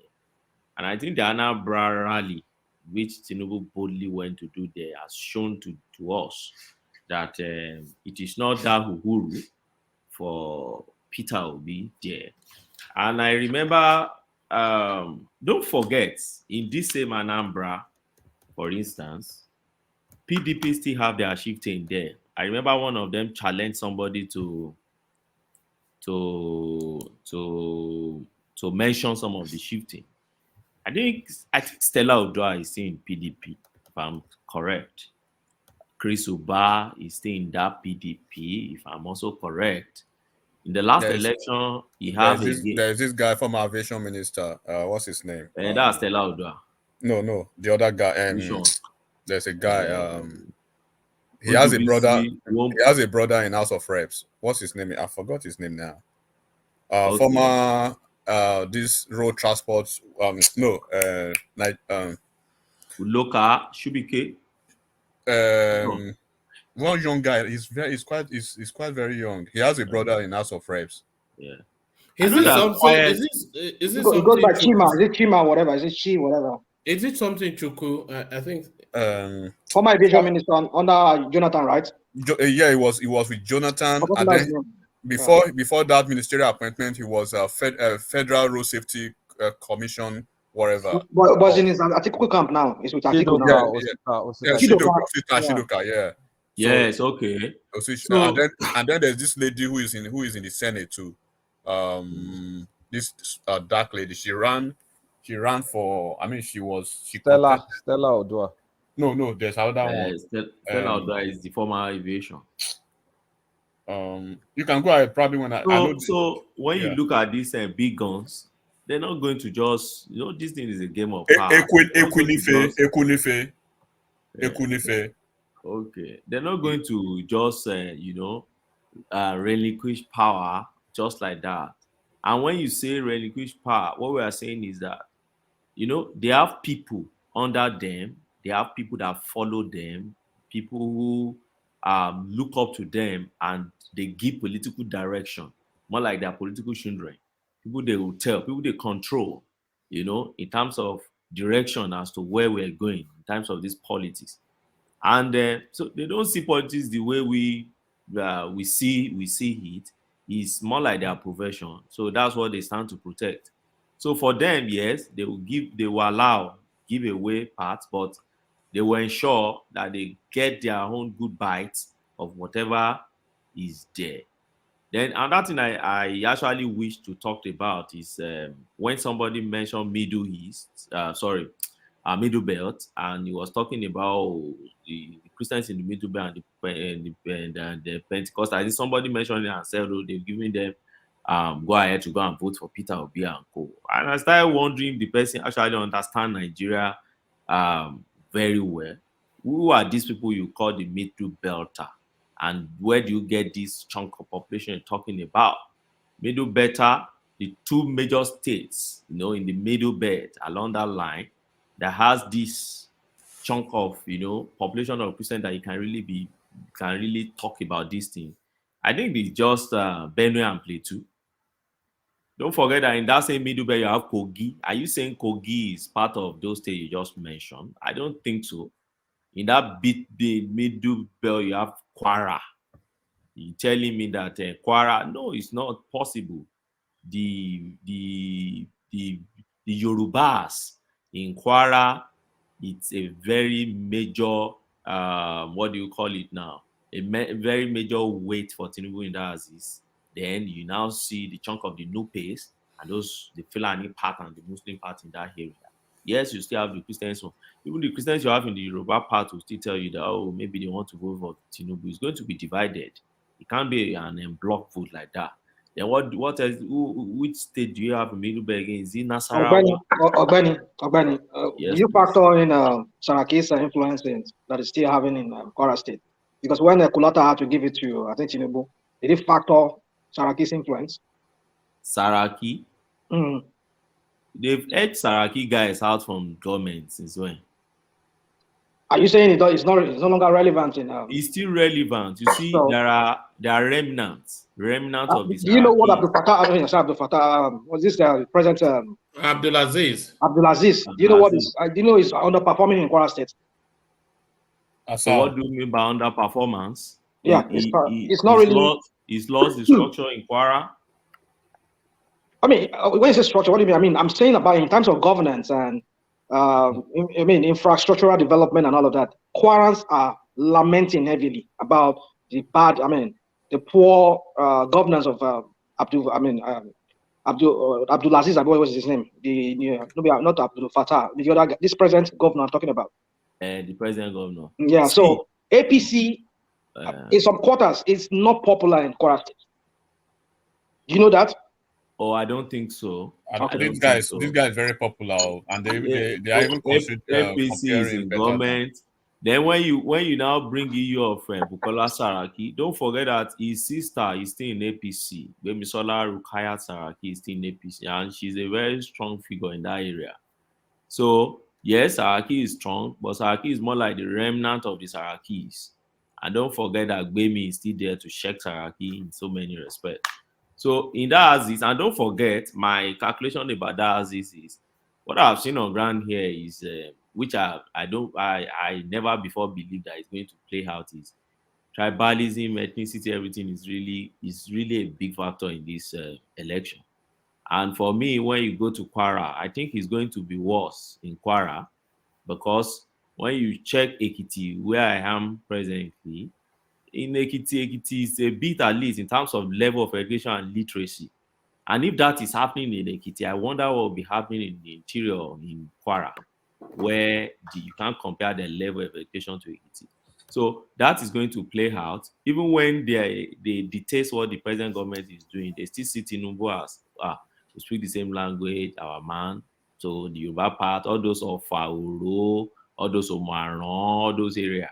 you have Yoruba area in Kwara, and Atiku could have the part of the Fulani area and Noka. So, but my own is that I'm talking about the middle belt. So when people pick middle belt sometimes, and they think, oh, middle belt just end in Benue and Plateau, that's not it. Niger is part of it. So what are Kogi, Niger, Kwara, Nasarawa, all those areas? You are telling me that they tell people to just go for a man, and you think Peter Obi will win that line? I don't think so. Maybe Benue, why I give it to Kulata. Benue, Plateau, yes, there is this huge number of the Christian population in those places where they have the sentiment of Babashilawa, sentiment of, oh yes, these people are betraying us. We have to look for an alternative, and they find alternative in Peter Obi. Yes, fine, but don't extend that to Kogi. Don't extend that to Niger. Don't extend that to Kwara. Don't extend that to Nasarawa. So majority of the states you find in the middle, the so-called middle belt, they are still locked down for some other parties, which is APC and PDP. That's just my take. All right, brilliant. So you're up next. World Peace. Your feedback to the Kulata's revised spreadsheet. One man, sorry, am I permitted to quickly speak on something before I go on that spreadsheet, please? Yeah, go on, but don't excite the place though, but carry on. Yeah. No, I'm not exciting the place. I just try to calm the nerves down. Man of Prestige, if you are listening to me anywhere you are, please, Tony can always come back and submit his apology. Sorry, World Peace. I don't understand what Man of Prestige was expecting me to do. As soon as Tony uttered those words, I removed him from the screen, and then Man of Prestige then went off in a huff. What else could I have done other than just to remove him? Yeah, one man, because the thing happened in split second. Man of Prestige didn't know Tony was not. No, the spreadsheet was on. His spreadsheet was on the main screen. We, the panelists, were on the dance screen. So Man of Prestige didn't notice that you have taken Tony away, and we all my mic was mute anyway. But there were so many voices. Let me borrow your word, cascading over each other. So he couldn't understand that Tony is no longer on the system. Don't blame Man of Prestige too much. He felt touched, But again, there's a saying in my town that a king does not get angry to destroy his deed or his honor. What Tony did, it was wrong. He's supposed to lead by honor. To use that statement on a whole tribe, let me say a group of ethnic group is not good. But people don't understand where Tony is coming from. I can understand his pain though, but we'll leave that for another day. I suggest, if Tony, I beg you come here and do the right thing, because as you are speaking here, you are speaking as a Benin man, and we are the remaining Benin people are going to carry this burden for you. So you have to come here and talk to this man and clear your issue with him. It's not right. I have Igbos as my cousins, first cousins, because my great grandfather, fourth wife, is an Igbo woman. I have people in Anambra, have Igbo cousins, So you have to come here and talk to Man of Prestige and chop it out. Okay, having said that, let's come to the spreadsheet. I don't have any problem with the spreadsheet. The only place I have problem with the spreadsheet is the percentage Kulata give to APC in a certain region as PDP stronghold. Yeah, so I'm not going to take your time. Now, that of the Port Harcourt. And sorry, quickly, I wanted to come to the stage to talk to Rational Mind before this thing happened. So how am I now able to talk to my own brother, Tony, which me, I've done my own. So I got Rational Mind. I wasn't trying to talk about your voice. I was trying to use Port Harcourt as a catchphrase to summarize that area. And because I was rushing because of time, that's why I was like, okay, you have to, Port Harcourt. And you were trying to tell me to expand it to rivers. So sorry about that. Anyway. That's Port Harcourt. APC is not going to get up to that 25% Kulata give to APC. That's the only problem. Do you know how much they got in 2019? Yes, that's why I started from the state and local level to the national. How much did they get in 2019? They were not in presidency. Not contest in 2019. Do you remember? Presidency. 2019, they won. Okay. 2019, they won. I can tell you the numbers off the top of my head. I know. They got 23%, and that was when Wiki was against them. They still got 23%. Yes. I'll tell you what happened that space. That 2019, Buhari went. This is a funny game. If you have to go with the permutation and the numbers and the logic, you see, it does not add up because every House of Rep, local government chairman, even Wike himself, councillor won their seats, the landslide in Port Harcourt, that 2019. Yet Buhari still got 23% from there. How? So that's why I say it's allocated votes. But just leave it like just leave that. See, in River State, there are two people fighting for Tinubu. There's Magnus Abbey and then there's Wiki. So when you combine both of them, because back in 2019, there was only Amechi and Magnus Abbey. Do you know 2019 APC did not have a candidate? Okay. And then they got 23% because Wike was the one that made sure they didn't have candidate, and they still got 23%. So in this case, that Wike is supporting them with his thugs and all those things, you're telling me they won't get 25%? I think they'll get 25%. No, I beg to differ. In 2019, APC did not even have a candidate. You know that in Rivers. They never have a candidate yet. Now. That was for the governorship. He's talking about. That's what I'm saying. But that's you bridge from governorship to the presidency. No, that's not really. They're like 2 weeks. I know it's not really. But I'm just saying you build from there. The Senate, House of Rep, the House of Rep, and the senators have election the same day with the presidency, which every constituency have to go to the polling booths to vote. So if APC, PDP we take everything, take the House of Rep and Senate, and yet the presidency still might score 23% when there was no APC present in Port Harcourt. During that, Amechi couldn't even go past to Port Harcourt. We came running out. He was a minister, but he couldn't even step into Port Harcourt. But yet they got 23%. But it's okay. Then Buhari was in play with his military might and everything, and he was still 23%. Now Buhari is not in play. It's just every man for himself. Will Port Harcourt people vote more for a Southerner than for Buhari? I don't understand your argument here. No, the vote that will vote PDP is a stronghold. It's not about Southerner. PDP is coming second. Yeah, but my problem is the percentage you give. I'm not saying percentage is not coming second. I'm saying the percentage you give to APC, 28%, that's where I have issue with. Not what you said is wrong. I'm saying the 28% you give to APC is my issue. They will not get up to 28%. Because we were the one, this guy you're calling now, this Magnus Abbey, is more or less just himself and his Creek boys. But you want to have the structure there. In reverse politics, normally APC will get that kind of 23%. Normally. And that's after all the toggery, because really no real elections really happens in Rivers State. Let's be honest. It's just no real election that happened in Rivers State for the longest. But I feel if Wike supports Tinubu plus combination of Magnus Abbey, that support comes from two places, they will be able to eke out 25% at the minimum. Okay. Anyway, I cannot impose my opinion on you. I've made my point. I believe, for me, I feel they will not get up to that 25%.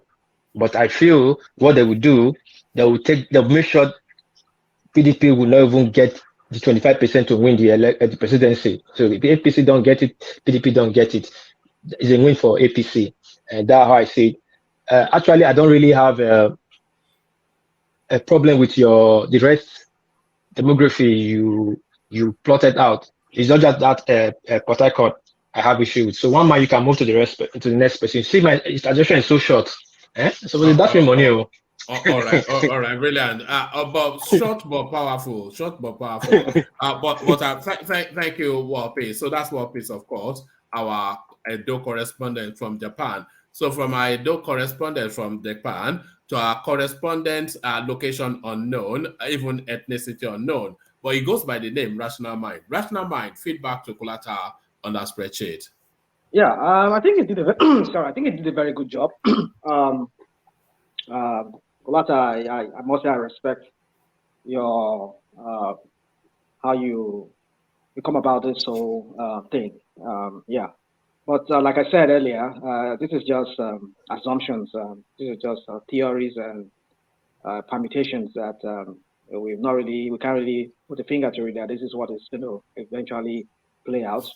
But from what he said, I mean, from what he put in the statistics, in the number form, we can kind of deduce that possibly that this election is going to be very, very it's going to be very, very how do I say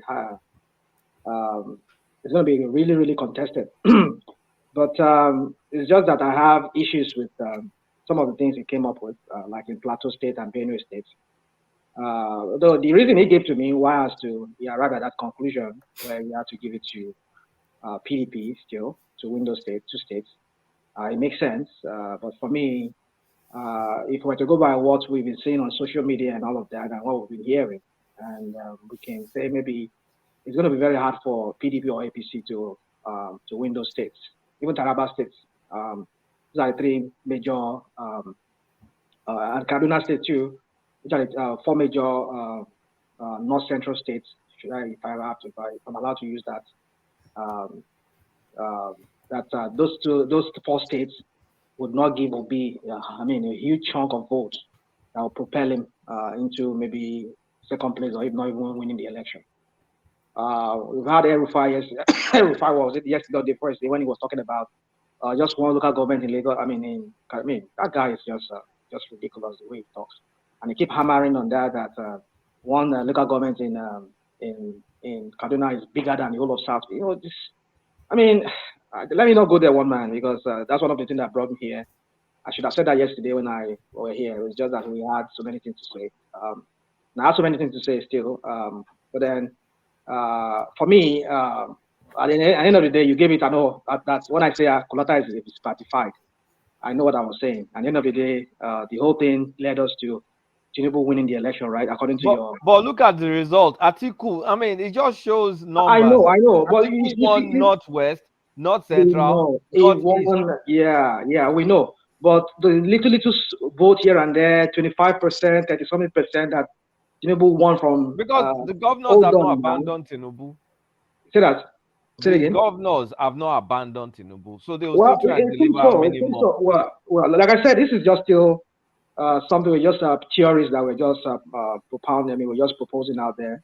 But then the reality will have to be what we're going to see after the 25th of February this month. But then I understand how you arrive at that Tinubu winning. The little votes here and there, 25%, 30% here and there. Even though Atiku won most of the votes from those states, that was what prepared Tinubu to victory, according to your statistics that you provided. Your numbers that you provided. But then we just have to wait and see how that plays out. This whole Naira redesign and everything is really making Nigerians really not wanting to even talk about APC. But I don't know how how you factor that into your how you factor that into this your projection that you just provided us. Because I know it's dynamic, it's always moving.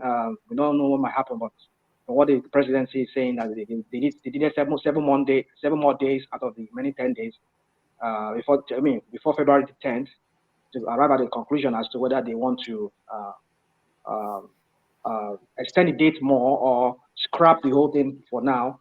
We have to see how that plays out. But the thing is, you must also understand that Nigeria right now, it's in fact there's a huge problem going on with even foreign currency now. It's in high demand now. People are trying to change their money, like Bureau de Change now. If you go there, you ask them, which is another avenue for people getting these new Naira notes. A lot of them, they have this cash crunch now. They can't even get money to change into dollars and the rest. And people are buying CFA now to preserve their money and all of that. So I don't know what Emefiele is thinking. If already they've had about 1.something trillion Naira already in the coffers of the CBN, and less than maybe $1 trillion is still in circulation. I don't know what's the benefit of that Naira design then. It's still debatable. And like I said, they only printed 300 billion. What I saw, 300 billion Naira And one man, if you remember very well on this platform, I've said it. I said we need to factor in inflation into this whole thing. If Naira is a very powerful money now, you can say, okay, you're printing 300 billion Naira, and that would should suffice for a population of 200 million Nigerians. And with the cashless policy, maybe that would work if we have all the infrastructure. But we do not have all of this already, and you have to factor in what's it called, inflation, whereby what you would have needed like 10 Naira to buy like 8 years ago, you might need 100 Naira to buy, which means you have to get more Naira into your pocket. So all these things, I don't know what the federal government is thinking when they brought it. So these things you have to factor in into this election. And that is why your boy is lamenting, as we can see, lamenting that this whole policy is just to make Nigerians not to vote for him, to see him as a party that has brought suffering on his people. But I don't think he has nothing to say as to that, because he's part of the people that brought him into Buhari, so he should also bear the brunt for that. So, Kulata, I must say I give it to you. Yeah, you did a very good job, but I know nothing we can say. We can't expect it to be perfect. But I must say it looks like Tinubu might win the election. If you ask me that, it looks like it might. We've run about 3 sets of numbers, and all of the numbers, by very margin, they still always return to Tinubu. Well, we had an obedient come and present his figures, and he couldn't even land anything outside of Tinubu. But then, you see, if we're using 2019 as a yardstick in determining if Tinubu is going to win this election, one thing you also understand is that I think was it War Piece here gave something that really caught my attention. That's the point. I wanted to bring it up when you guys were you and Kulata and War Piece were having that back and forth exchange on that. But then you see, because he could have signed that electoral bill during 2019. Bubu did not do it. Buhari did not do it because he knew that if he did that, that might work against him in the election. They will not be able to rig and just throw out numbers like they did in the River State, 25%. And like what he said, and with like the evidence we saw in River State, PDP won every seat in that state. So how did they come about that 25%, that they got? No doubt is because they just had to make up numbers. So with these beavers that INEC is touting as a solution, a panacea of some sort that will bring about a real election whereby they will capture the real data, and people that are not supposed to vote, if they bring in numbers, this like we saw in Osun State, this will be deciphered at some point. They'll figure it out. So if that's what he's doing now, I mean, we're going to see play out in this 2023. I doubt if Tinubu will be able to rig election. Like maybe they might buy votes, which I think that's what this Naira redesign is trying to stifle, so that they will not get money to be able to buy people's votes. But we're going to see how all this plays. I'm just saying that I hope Kulata factored all of this in, because I don't have the time to sit down and do it, because I have so many things to do here. So maybe next time if you're doing more of this, your statistics you're bringing forward, you do a very good job, my brother. Don't get me wrong. Maybe you need to factor all of this in. I'm not saying you need to factor it in, but maybe you need to sit down and factor all of this in, current situation going on. For me, I believe Tinubu is in a fix right now. And like I said, I don't know, that was one of the reasons I came to your platform today, when you said they find TVC. And I said it yesterday that Tinubu Mate to Bashora, he will get into trouble. I mean, even before the election, I just hope they don't kind of incarcerate him, they don't get him arrested.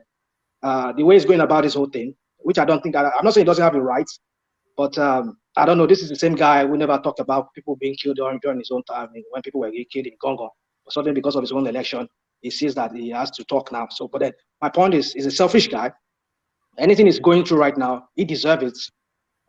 He helps to bring this guy in, and whatever treatment he's getting from them, that is his problem. But my point is this, that it's easy for us to say, maybe because of 2019, he might win the election. But I think the result we're going to see is going to shock everybody, that Tinubu might not win this election. But it's looking like it that he might, but going by what we're seeing from 2019. But 2019 he may not win. If Peter Obi is weak, Tinubu will not win. If Peter Obi is weak, his votes will go to Atiku. Peter Obi's vote can never go to Tinubu. So if Peter Obi does not perform, that's an automatic win for Atiku. That's you. I don't know, because the southern factor might. I don't know. The numbers are there now. Peter Obi is strong in South, South, and Southeast. If Peter Obi doesn't perform in those places, it is Atiku that will take those votes. Tinubu can never take those votes. Never. Well, it might. It sounds like what you're saying might happen that way too. But then, you see, we just have to wait. I mean, let me just say this quickly, just to round up. I thank you for this this number you brought up. But the current reality that we're seeing, I don't know, maybe you need to factor that in more. I factored the reality. I think it's because we didn't look at the right side of the spreadsheet this time around. You'll see how Tinubu is bleeding votes from 2019. Bleeding votes massively. But then, like I said, the beavers is another thing you need to factor in because they smuggled in numbers that never really existed. I mean, this guy just gave you an example of River State where they had 25%, and you see that PDP they won that election landsliding in River State. So you can see the votes Tinubu is losing 40-something%, 45% from last time. Northwest is they're beating him to stupor in the Northwest. They're beating him in the North Central. They're beating him in the Northeast. He's losing all those Buhari votes massively based on what I did. Okay. Massively. You see how he's losing all those Buhari votes, those red. Okay, but then it's getting snippet here and there, right? It's getting like 25%, 13%. Like that, yeah, that's what I said. Is until those governors abandon him. If those governors do not abandon him, and if Obi doesn't perform, there are two things. Governors don't abandon him means he'll get like the 25%, 30%. Okay. If Obi doesn't perform, then those votes will go to Atiku. So those are the main factors. It sounds to reason that way. Yeah, it looks like it that way. Yeah. So just in conclusion, for me, I just think, you did a good. Again, I'm sounding like a broken record. Yeah, you did a good job. Maybe as we go deep into this 25th of February, because I know every day new revelation keeps coming up. We keep getting new things that are coming up that seems like something is tilting towards Obi or towards Atiku. But I don't even see Atiku even in the north. I don't know if this Atiku something is even really a thing to talk about in the north, because it does seem to me that the northerners they've not really come out and really say this is who we are for. It's like they keep saying every day it's like one time they're for Tinubu, next time we're hearing that maybe they're for Obi in some ways, and then later Atiku. But I think I don't hear much about Atiku. Maybe Atiku is doing some secret underground work, which is going to shock everybody. Maybe that's the shocker we're waiting to see to happen. But let's just see how it all plays out. That's all I can say for now. All right, brilliant. Thank you, Rational Mind. So from Rational Mind, let's go on to Enigmatic Hondi. So Enigmatic, to you. Okay, so first of all, I'll say good job once again. And why I actually like most of these projections, because I like the way you are putting effort to shrink and stifle APC's numbers, so that at least, regardless of how bad it is for them, as we can see, APC is still coming tops most of the. I think we've had over almost 3 now, thereabout, and then we've had Lincoln to provide aids to, which is basically reasonable. So I'm not going the overall the summary of this is just that Obi, like Kulato said, nobody is writing off. I mean, people are not writing off Atiku because Atiku is take it or leave it, is a political juggernaut. But we have to understand the fact that every vote that goes to Peter Obi in X PDP's stronghold is a big plus. It's an advantage to APC, and people need to understand that.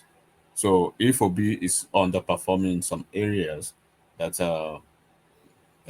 possibly people are expecting to shine, that would be a very big deal for APC. For instance, in the Southeast now, that we are expecting that Obi should actually go bloody over there if he underperforms to maybe Atiku, for instance. That will be a very big blow to APC, and even APC, Tinubu himself will be worried. And that's why you see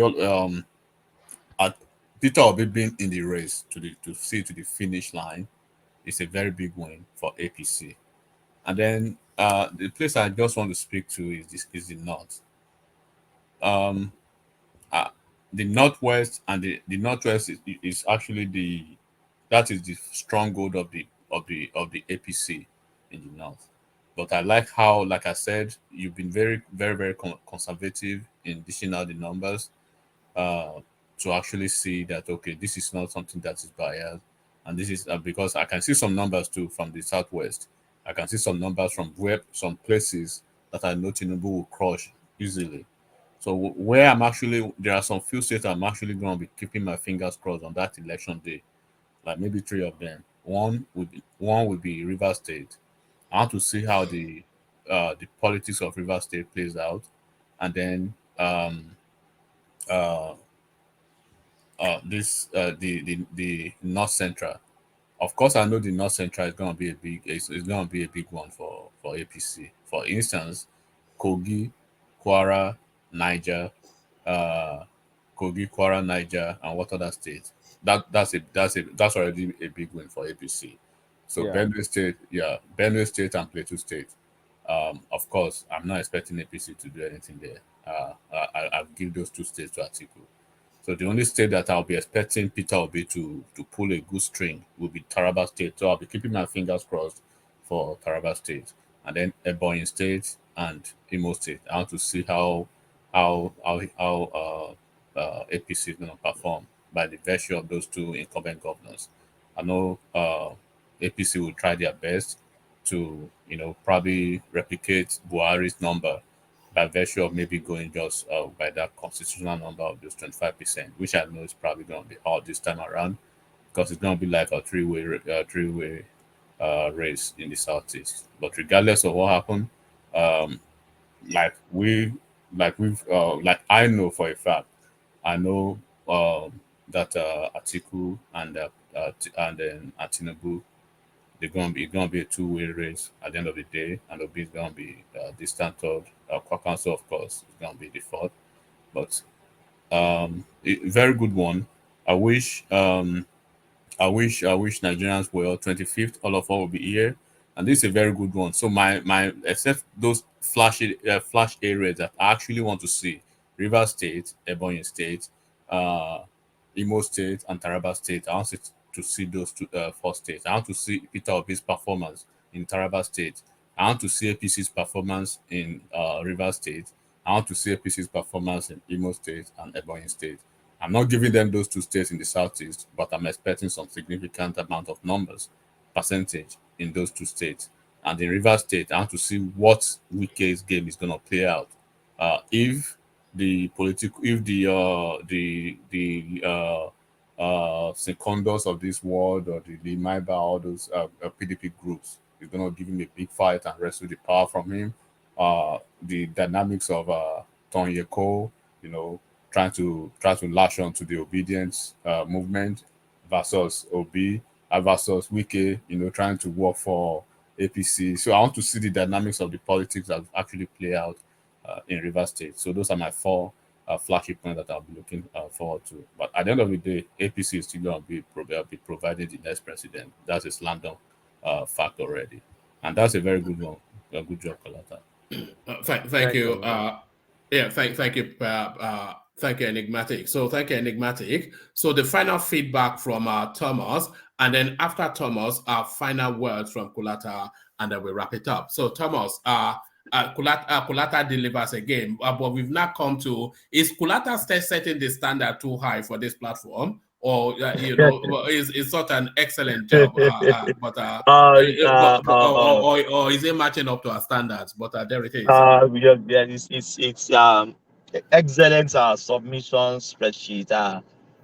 You will never disappoint me because I know what you can offer. Your brain is not like some people. It's a very good one. I could have fight with you. Even I thought maybe everything will end up with Atiku at the end of the day. But when you said it still go to APC, I said, oh, wow. With all these numbers with Atiku, with everything, it still go back to APC. The day I will have problem with you is if you, as I'm especially to Kolata, if we bring any spreadsheet that will make Peter Obi the president, that is the day I will have fight with you. But everybody know my submission on this platform.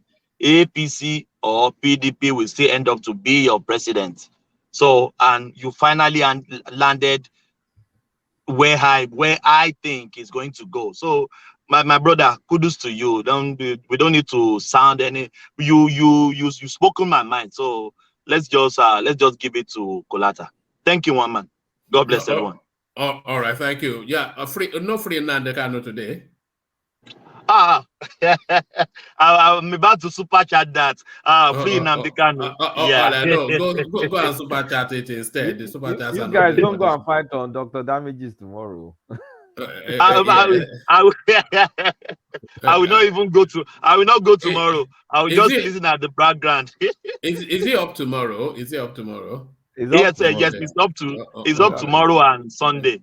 Yes, yeah. So all those yamhead for there, they go wire me again. Yes. We have only two tribes in Nigeria: the oppressed and the oppressor. So you know what I mean. Wait, is Mayagu Dari still on air? Not only is he on, he's pulling huge numbers. Don't worry about him. Is he obedient? Is he obedient? That's where the market is now. He was very quick to move into that Obi space, and it's just no, one man. It's not for Obio. Who is it for? It's for Yoruba Nation now. No, that's a side betting now. His politics. He's always speaking about Peter Obi, is it not? Okay. But it's using that for monetary aspect now. Anytime they hear Peter Obi, they will rush down there and started super chatting. So you know now. Wait, I don't get his, why are you people talking? I don't get his notification. Huh? You know, there's a side fight going on between him and who was that guy that came to join us the last time? The Sunday Igboho guy. What's it? The one Sunday Igboho. Is it Koiki? Yes, there's a fight going on between him and Koiki. Yeah, I think they are fighting because of this. They've monetized this so Yoruba thing. Now money, everything now money now. Yeah. That's not mind. Your people, everything now money. Now go they fight. Well, you can say that, but it's just that Nigerians we always be Nigerians with all this kind of thing. So that's what rational mind. Anybody fighting on money and they are fighting for secession, you just have in the back of your mind, they are just nonsense people. Money should not cause any rancor in a secessionist group. They should have all means to do every all means, not let money to bring problem in their midst. So if money is the problem, that means their aim and ambition from the onset is about money. Of course, they don't have the love for what they are fighting for. Anything Nigerians get involved like this, you always expect something like this to happen, and that is why they made a nonsense of the whole thing. Just the same way they made the nonsense of the IPOP thing, And this EPA guy is making money from it. He's a millionaire. He's $1 million millionaire now. He has money. So you see, for that of Mayegun, I have issues with Mayegun too. There are times I go to his platform, I listen to him. I think both of us will share some views even long before I even know about Mayegun. So for me, it's just that he's this kind of person that he's open-minded kind of person. Like I heard when you talk about Obi, he's becoming obedient. Well, I think recently I listened to him. He's not saying that he's obedient, but his pushes that, according to what he said recently, was that I'm not here to speak for him, but that's what I heard. Is that he said he wants the obedient to punish the establishment, which is the APC and the PDP. And if that would be a way by which Yoruba Nation, like I said yesterday, was it yesterday when Kulata was asking me a question that, so your plan is that, so if Tinubu loses election, then this Yoruba Nation and whatever, and Tinubu can start using this this Yoruba Nation thing. I said, yeah, if that's what's going to bring about Yoruba Nation, so be it then. So for me, that's just what Mayegun is all about too. Like if this obedient thing can lead to a kind of a mass protest, whereby if they rig him out, and it's obvious that this guy out, Tinubu rigged him out, or Atiku rigged him out, and maybe let's say for example, Atiku won the election, and it's like Southerners are like, what happened here? These guys, they rigged us out, and then it becomes a kind of real big fight. So be it then. So that's just where my own thing is with that, and I think that's the same view expressed. So if he talks more of obedient these days, I don't think it's because he's obedient, but it's just that like some of us, we just believe that that could be a way by which you can realize this sovereign state of Yoruba, or maybe Southerners going on their own. All right, thank you. So Kulata, final thoughts, and then we wrap it up. Kulata. I don't even know if I have thoughts. It's way past my bedtime. So, well, see you guys tomorrow. I hopefully will go and cause trouble in Dr. Damages tomorrow. I feel like I feel in that mood.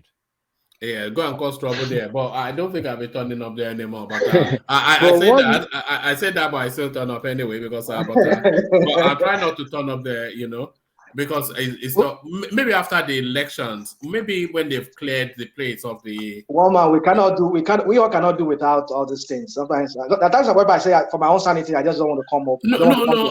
Of course I'll listen, but I won't go on the screen. It's more Well, let me say this now. What are you going to a different platform? Well, I'll tell you what I'm really just wanting to drive the traffic. That's just my own thing, but that's okay. Your own is plausible. Your own is plausible. Your own is plausible. Then when I used to run club, I do go to other people's club. Go party there, get customers that come to my side, get the way they play their music, check things, they come to my own club, improve on my own club, and that. But this election cycle, I cannot even go to party space. Apart from this place, I come only.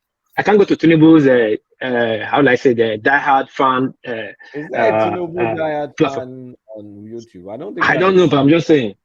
And let's say there is, I cannot go there. It's funny, actually. There is no Tinubu or Atiku space really on YouTube. The only space that there is Peter Obi. So I cannot go there, another Atiku or Peter Obi, because I will get insults. I'll be insulted because this one are just one way. They don't, is either their way or the highway. But here I can get pushed back. You've never gone to Nigeria. You've never gone to Nigeria Watch before. Have you ever seen me in any other? I don't know on my own Facebook. I'm just asking. No, I don't. I don't even accept my Facebook to that extent that I don't even get all this notification. If not one man, I don't. I only go to check on past whatever shows. Anyone I like, I just watch a little bit and that's it. Because they're still gonna say the same thing I already know. The obedient space will only talk obedient. Tinubu, so we talk Tinubu. The article so we say Atiku. So what am I going to do there? What am I going to learn there? I'm learning nothing. So I'm here. I can interject somebody. Sometimes the talk, the headline, I don't really have insight. I don't have the insight. But from your analysis, I can use your word against you. They say in the court of law. I start interjecting your own analysis to see how true or how concrete your information is. That's all. I just enjoy it. Sometimes you can say I don't make comments. I just wait. Sometimes I just bust in and ask some kind of ridiculous questions and all that.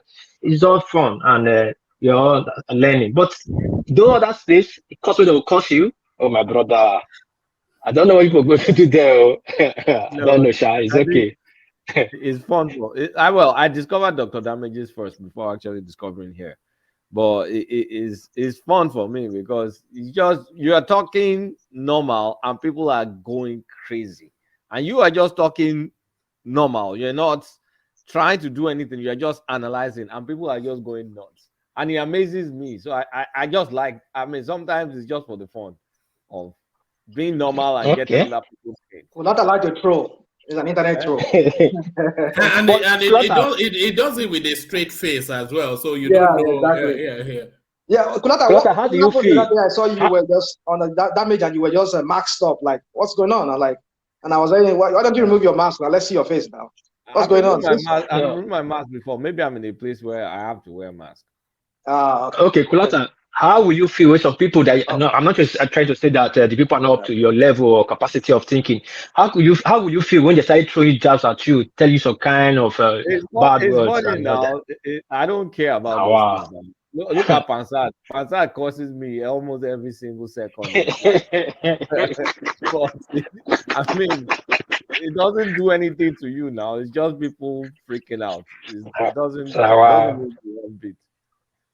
This election, after this election, they're supposed to do a healing process in the cyberspace before Nigeria itself, because the hate. No, don't worry. That healing will start here. As soon as the That's elections are over, we'll find we'll find a way to bring people back together because it's been too.